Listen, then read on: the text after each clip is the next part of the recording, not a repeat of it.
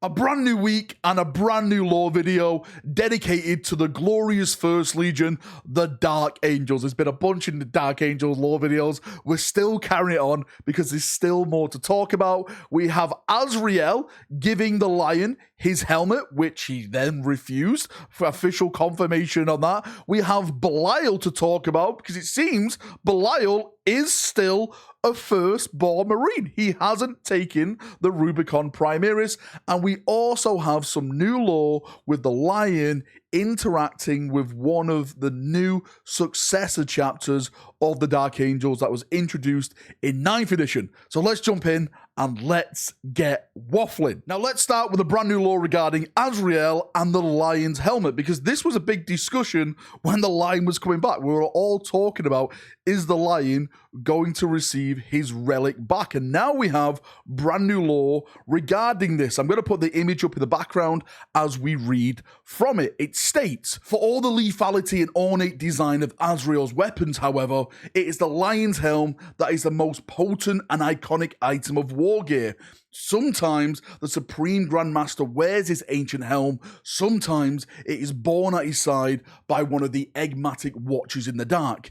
Either way, the Aegis protects Azrael, for the helm generates a powerful force field that is proof even against the most apocalyptic powerful weapons. It is said, when the lion returned to his chapter after the nightmarish Battle of Wormwood, Azrael knelt before the Primarch and formally offered to return the lion helm to he who reputed to have worn it first. L. Johnson refused, telling Azrael that he would take back the potent relic only if a day ever came when he did not consider the Supreme Grandmaster worthy of its keeping, and that this was not that day. So hopefully that now clears up the lore shenanigans of the lion's helmet staying with Azrael. I don't see the lion taking the lion helmet back from Azrael anytime soon. The way the things are going with the Dark Angels, the lion seems happy with Supreme Grandmaster Azrael in charge and the direction the chapter is heading in. Next up, I want to talk about Belial, this legendary leader, this legendary warrior of the Dark Angels. He leads the Deathwing, of course.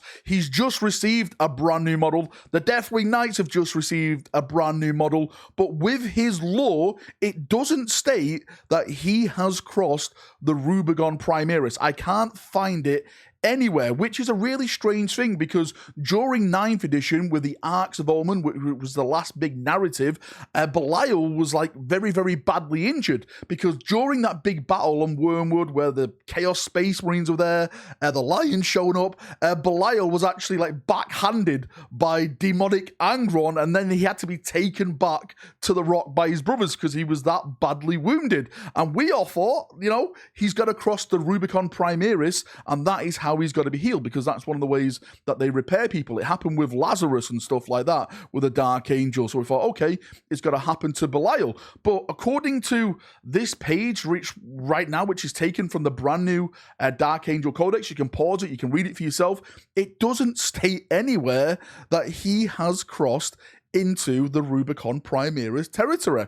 For all knowledge and purposes right now, Belial is still a firstborn Marine. I'm not sure if GW's put an article out there or anything that's stating it, but in the lore book right now, I can't see any mention of him at all. Of course, he doesn't have the Primaris keyword because that's changed to Tacticus, so we don't really know if he actually did cross the Rubicon. We do know in Terminator Army now, you can have firstborn and Primaris Marine. Marines are just Marines again, and I think this is like the kind of first stage of bringing that update all to one, so everyone is just the same now. If anyone can find anywhere where it states that Belial is a Primaris Marine, please post it, because I cannot find it anywhere. And just to finish off the video, we have a little blurb of new lore about the lion interacting with one of the newly introduced Successor chapters. This Successor chapter was introduced in 9th edition,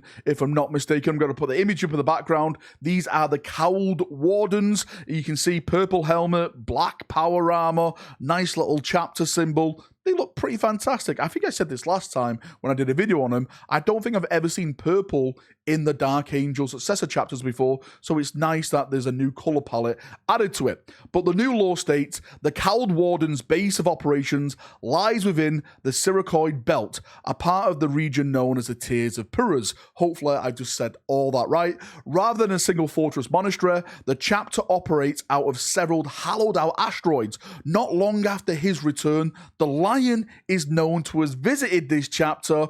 The nature of this meeting is unknown. Of course it is, Dark Angels. But at the end, he led them to a final victory over the savage alien Jenagar. Hopefully I've said that right. I have no idea who that Xenos race is, but he led them, he led the Cowled Wardens. It's nice that the Lion is not only with the Dark Angels. It's nice that we're seeing little tidbits of lore like this, of the Lion going out and fighting with all his sons, no matter what colour armour they wear. Hopefully, in the future, we're going to see more books. I keep saying we need a sequel to The Lion, you know, Son of the Forest, and I want him to start going to other chapters and start seeing them and see their reactions to seeing the Lion in the flesh. This is the big thing I want in the lore. These Primarchs, they are the demigods. They're the sons of the Emperor. For them to return is a really big deal, and I want to witness that through the eyes of their sons. Well, the Primarch sons. I want to see it. I want it all. And I think that's it. I think that is all the new Dark Angel lore. I don't think there's any more to go over unless I've missed something in the codex, which I'm sure people will tell me about is I have missed something to talk about. I am doing my big End of the Death Part 3 video tomorrow. I've recorded all that. It's ready to rock and roll. That is going to be an absolute just... It's so big, right? It's so big and it's so emotional, and there's a lot of things to talk about in there, and then there's so many more videos to make from that, but I just need to get the big spoilers out the way, and then we can start talking about the separate things that absolutely happened in that book. So for people who keep asking me, that is coming tomorrow, 110%. Anyway, if you've got any thoughts, feedback, anything about what I've mentioned in today's video, let me know in the comment section down below, and we give a nice little chin wag down there as we always do. See ya. Have a great day, and bye-bye.